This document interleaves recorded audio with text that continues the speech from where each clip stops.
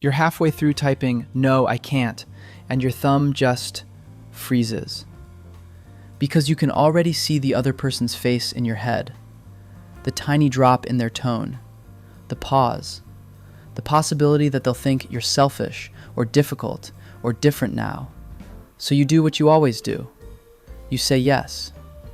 And then, the second you send it, your stomach sinks. Not because you hate them, not because you're a bad person, but because you just traded your peace for a moment of connection. Again.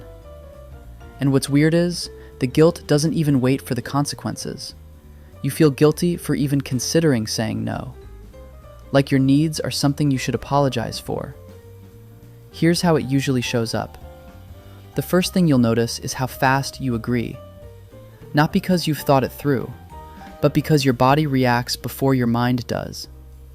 Someone asks, "Can you cover my shift?" And your mouth says, "Sure," while your brain is still scrolling through your calendar like, "Wait, do I even have time to eat this week?" Or they text, "Are you free to talk?" And you're not free. You're exhausted. You're already holding yourself together with caffeine and good intentions.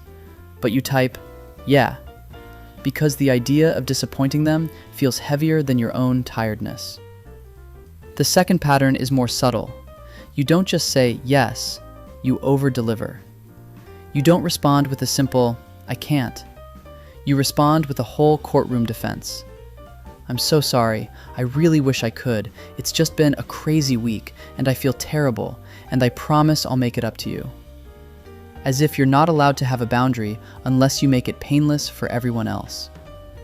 And the third one? This is the one that hits hardest. Even when you do say no, you spend the next hour replaying it like a crime scene. You reread your message. You analyze their reply. You check for signs they're upset. You start thinking, maybe I was too harsh. Maybe I should have added a smiley. Maybe I should have offered another day. Maybe I should just do it. And that's the thing nobody understands from the outside. They think you're just nice. But inside, it doesn't feel like niceness. It feels like survival. Now let's talk about where this actually comes from. A lot of people think people-pleasing is about being kind, about being generous, about having a good heart. And yes, you probably do have a good heart. But the engine underneath the guilt isn't kindness. It's fear. More specifically, it's the fear of losing connection. Somewhere along the way, your brain learned a rule that sounded like love, but functioned like a contract. If I keep people happy, I stay safe. If I'm easy to be around, I don't get abandoned. If I don't cause problems, I belong. That's not being nice. That's conditional belonging. Belonging that has strings attached. And when you grow up in that kind of emotional climate, you develop something that looks on the outside like cooperation, but on the inside is a nervous system strategy. Psychology has a word for it, the fawn response. Most people know fight, flight, and freeze. Fawn is the fourth one. It's when your body decides, I can't fight you, I can't escape you, I can't shut down because I still need you, so I'll keep you pleased. It's appeasement. It's becoming agreeable, helpful, low maintenance, emotionally convenient. Because somewhere deep down, you learned that conflict equals danger. Not always physical danger. Sometimes it was emotional danger. The cold shoulder, the withdrawal, the sudden silence that made you feel like you were disappearing. Maybe you had a parent who loved you, but only when you were good. Maybe you were praised for being mature, easy, the one who didn't need much. Maybe you learned that having needs made people irritated, overwhelmed, or disappointed. So you adapted. You got good at reading the room. You got good at noticing mood shifts. You got good at sensing what people wanted before they said it. And to be clear, that is an incredible skill. It's empathy sharpened into a survival tool. But here's the part nobody talks about. When you live like this long enough, your sense of self starts to attach to approval. Not in a dramatic, I need everyone to like me kind of way. In a quiet way. Like when someone is even slightly unhappy with you, you don't just think they're upset. You think, I am unsafe. That's why no doesn't feel like a word. It feels like a threat. Because your nervous system isn't asking, is this reasonable? It's asking, will this cost me love? And that question is ancient inside you. But here's the deeper layer. Saying yes when you mean no protects something very tender. Your connection to other people.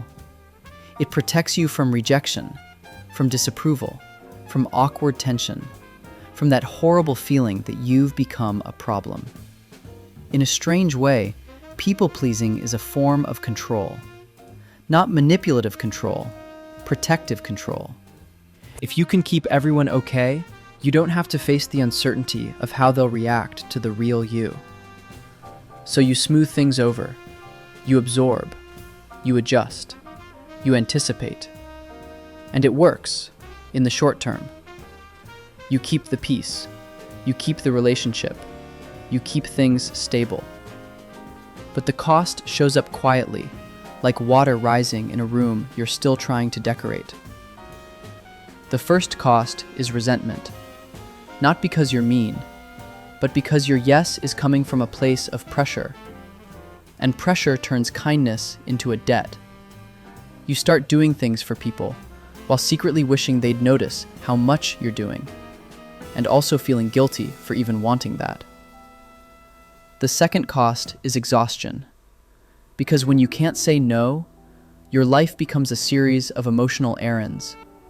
You're always on call, always responsive, always fine. And the third cost? This is the one that breaks your heart if you look too closely.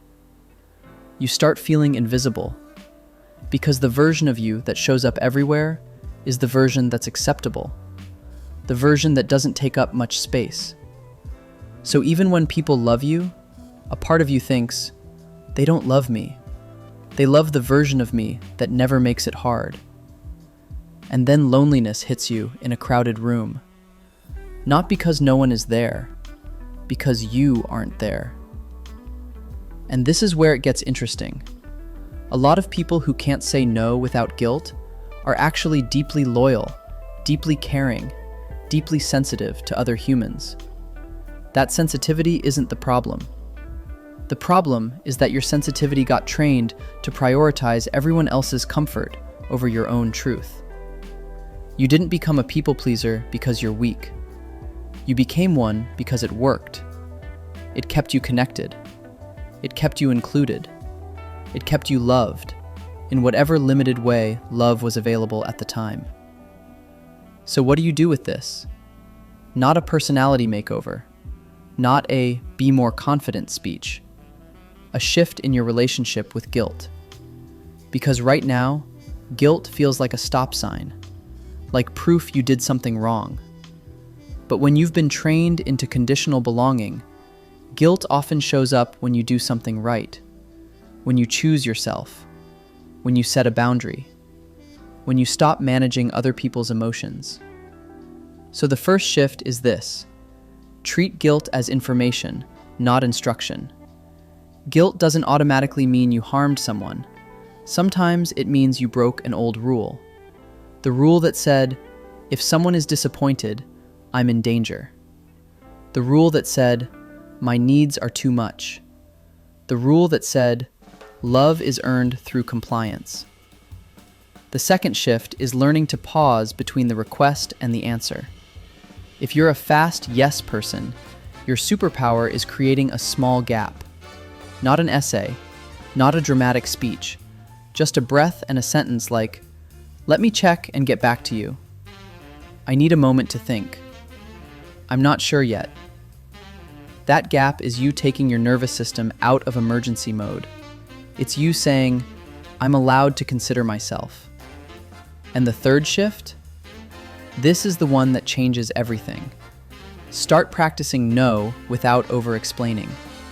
Not cold, not cruel, just clean. I can't. That doesn't work for me. I'm not available. And then the part that will feel almost unnatural at first. Stop trying to make them okay. Because if your whole life you were rewarded for smoothing over tension, you'll want to rush in and fix their reaction. But their disappointment is not an emergency. It's just a feeling, a normal human feeling. And you are allowed to be a good person in the presence of someone else's discomfort. Now, I'm not going to pretend this is easy. If your body learned that connection can be taken away, then setting boundaries can feel like walking into a storm without an umbrella. So start small. Say no to something low stakes. Delay your response by 10 minutes. Decline without an apology once a week. And when the guilt comes, because it will, try this gentle reframe. This guilt is my nervous system remembering an old world. But I live in a new one now. Because here's the truth. Healthy connection can survive your no. Real love doesn't require you to disappear. Safe people might be disappointed sometimes and still stay. And the ones who only like you when you're endlessly available? That wasn't connection. That was access. Here's what I want you to take away. You weren't born unable to say no. You learned it. You learned that being easy was safer than being honest. You learned that being needed felt like being loved. But you can unlearn it, slowly, kindly, without turning into someone you don't recognize. Boundaries aren't walls. They're doors. They tell the right people where to meet you. And they finally let you come home to yourself without feeling like you're leaving everyone else behind. If this felt like it was written about you, you're not alone. Subscribe to Inner World. We explore the patterns that make us human. We'll keep exploring the patterns that shape you and how to finally live inside your own life without constantly grading yourself.